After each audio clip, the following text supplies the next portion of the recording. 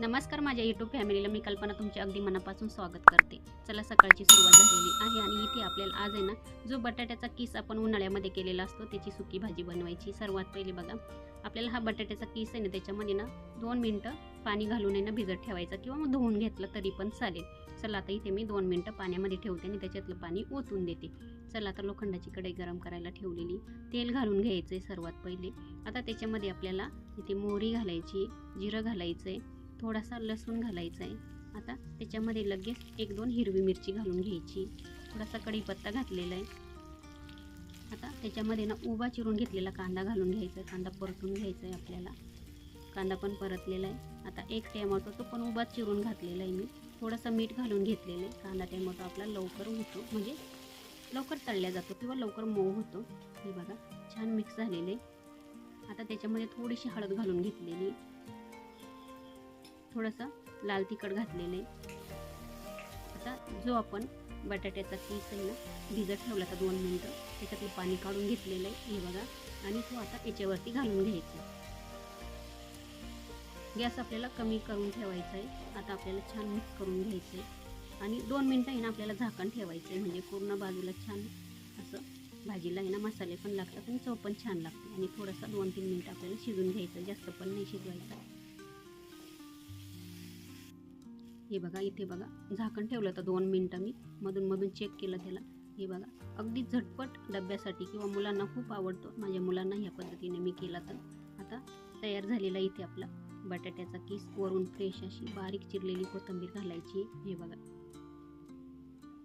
चला तुम्ही डब्यासाठी पण देऊ शकता किंवा मुलांना घरी पण देऊ शकता तयार झालेली। चला आता लगेच मी इथे ना ज्वारीच्या भाकरी करायला घेते। आता हे बघा ज्वारीचं पीठ आहे ना चाळून घेतलेलं आहे, त्याच्यामध्ये थोडंसं मीठ घालून घ्यायचं आहे। आता याच्यामध्ये ना थोडंसं आहे ना मी पाणी गरम करून घातलेलं आहे, म्हणजे काय वेळेस कसं ज्वारीच्या भाकरी ना येते नाही त्याच्यामुळं बघा। आता इथे थोडंसं पाणी गरम करून घातलेलं आहे आणि तो मिक्स करून घेतलेलं आहे। आता आपल्याला पीठ मळून घ्यायचं आहे।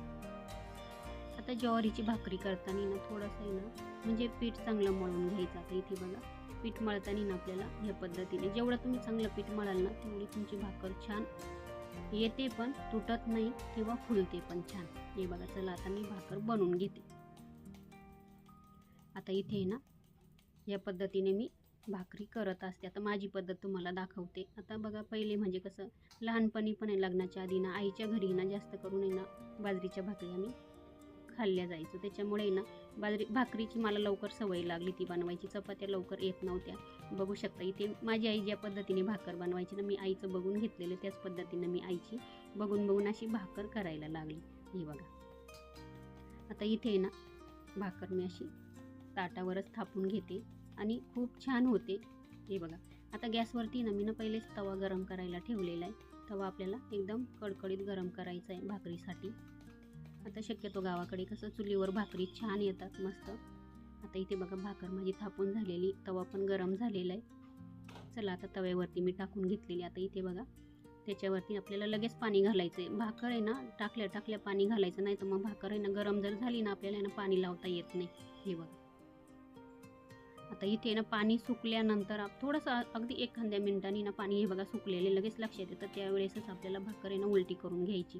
हे बघा छान भाजलेली एक साईड ना। चला आता दुसरी साईड होते तोपर्यंत ना आता दुसरी भाकर मी करून घेते। बघा त्याच पद्धतीनं थोडासा असा हातावर गोळा घ्यायचा तो पिठाचा उंडा आणि थोडासा असा आहे ना दोन्ही हातावरती गोल फिरवायचा। आता बघा मी दोन्ही साईडला थोडंसं कोरडं पीठ लावून घेते आणि ह्या पद्धतीने असं आता खाली टाकलेली आहे, दोन्ही हाताला पीठ लावून घेतलेले आणि थोडासा एक हाताने बघा कडेला असा ठेवलेला आहे, त्याच्यानंतर असं एक हाताने थोडंसं गोल फिरून घेतलं, पण त्याच्यामुळे खालचं पीठ ना थोडंसं आहे ना कमी होतं। आता ते पूर्ण गोळा करून घ्यायचं, परत दोन्ही हाताला पीठ लावून घ्यायचं आणि जो आपला दोन्ही अंगठी आहे ते एकमेकामध्ये असे थोडेसे दाबून ठेवायचे, म्हणजे आपला हात आहे ना सुटत नाही। हे बघा आणि आपल्याला लक्षात येतं। आणि भाकर करताना ना नेहमी ना कडेला थोडीशी ना पातळ थापायची, म्हणजे भाकर छान फुगते। मध्येच जर तुम्ही पातळ केली तर भाकर कधीच फुगणार नाही। हे बघा दुसरी साईड पण झालेली आहे, मी उलटी करून घेतलेली। हे बघा भाकर आहे ना छान भाजून झालेली। आता मी ह्याच पद्धतीने भाकरी करत असते। चला आता दुसरी भाकर झालेली टाकून घेतलेली, लगेच त्याच्यावरती पाणी घालायचं आहे आपल्याला। हे बघा पटकन पाणी घातलेलं आहे। भाकर पण आता ती साईड झालेली उलटी करून घेऊ आपण। आता इथे बघू शकता झालेली आहे दुसरी साईड पण।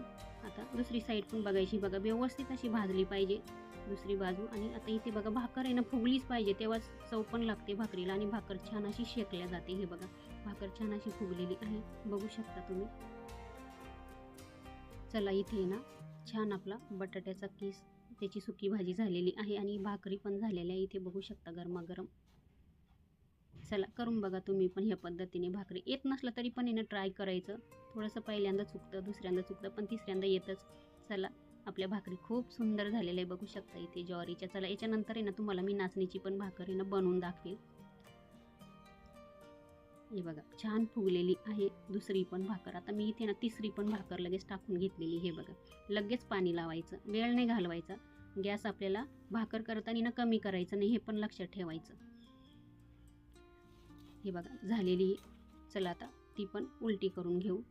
हे बघा दुसरी साईड पण झालेली आहे आणि फक्त खालची बाजू आहे ना व्यवस्थित शेकायची, मी पहिलेच बोलले, तेव्हा नंतरच भाकर फुगल्या जाते. हे बघा झालेली आहे.